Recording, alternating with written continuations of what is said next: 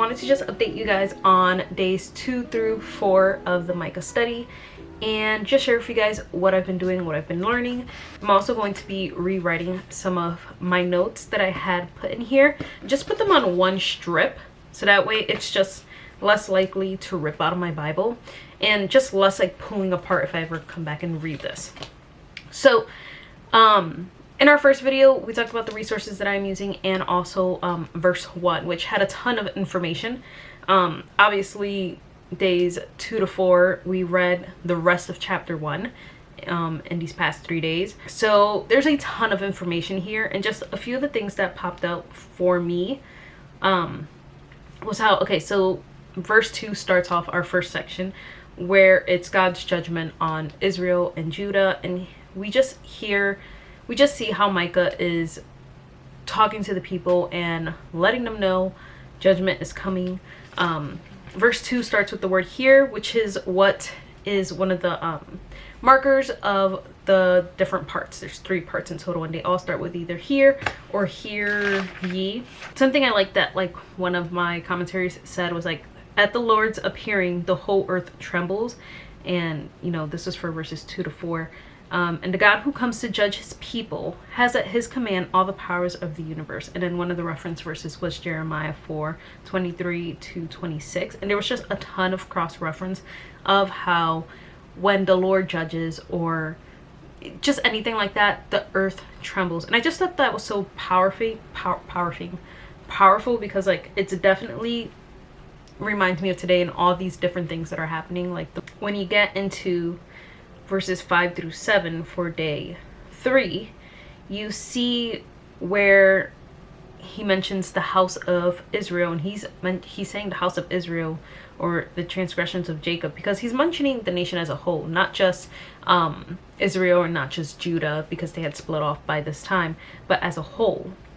And also in verse 6 when he says, therefore I will make Samaria a heap in an open country. Like this shows God's intention to act. The I will, like it's going to happen. So there's that. And then also just in verse 7, I think a lot of the times the old prophets talk about our sin and our turning to idols almost as prostitution. It's like one of the connections that they make. I know Hosea, they say it a lot, and somewhere else.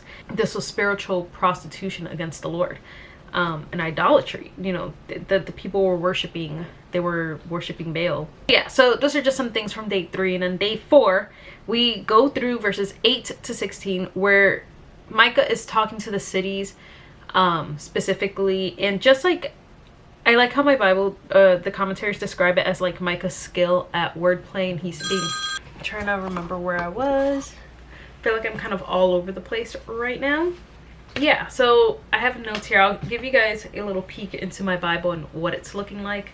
But yeah, like Micah does a play on words for verses 10 to 16 when he's talking to each of the cities, and kind of just using puns. So like the names of the cities and like what he tells them. So like for verse 10, actually, it says Telanat and Gath, which my Bible pointed out was significant because Gath did not exist during this time because it was already destroyed, and that the people realized that the house of David would fall just like the house of Saul did. But then it says in Bethlehem, it says roll yourselves in the dust, and the name of that town basically means house of dust. So he's just kind of like equating them together. Like Zanan means come out, and he tells them do not come out, and just different play on words. So I put those notes in my Bible. I have to like redo my note to put it in here, but that's basically what we have for the first day. We already did. So days 2, 3, and 4.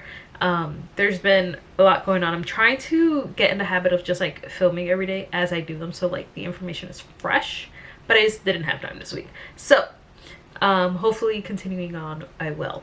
But yeah, it's been really good, and I feel like I'm taking a lot more notes and a lot more purposeful notes in my Bible, which is great. So I will show you guys what my Bible is looking like, and then I'll show you guys like this thing, even though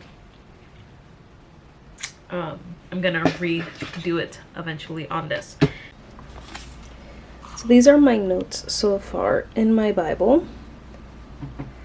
And I've just been doing sticky notes. I try to have the colors matching here,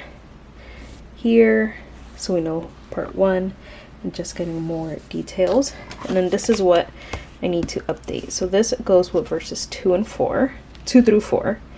And then these go with 10 through 16, which I want to just put on one flap.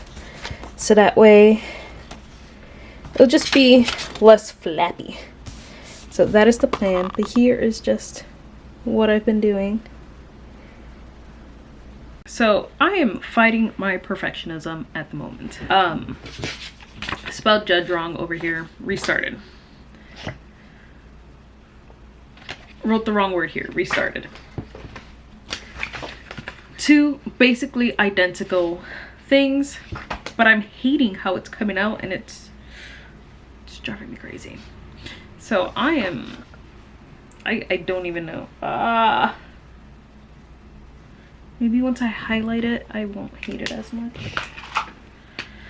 Okay, I think we're just gonna stick with it. I'm just gonna, yeah. All right, that is done. Let me show y'all. That was like the most stressful, like 10 minutes of my life. But here we go. It is in here. You open, you close, notes are in there. Yeah, I hope you guys enjoyed this video. If you guys are doing the Micah study, definitely let me know what you guys are learning and how this is impacting you, and just what your Bibles and just what you've gotten from it. Leave it down in the description bar. No, leave it down in the comments, and we can chat down there. So I will see you guys in my next video.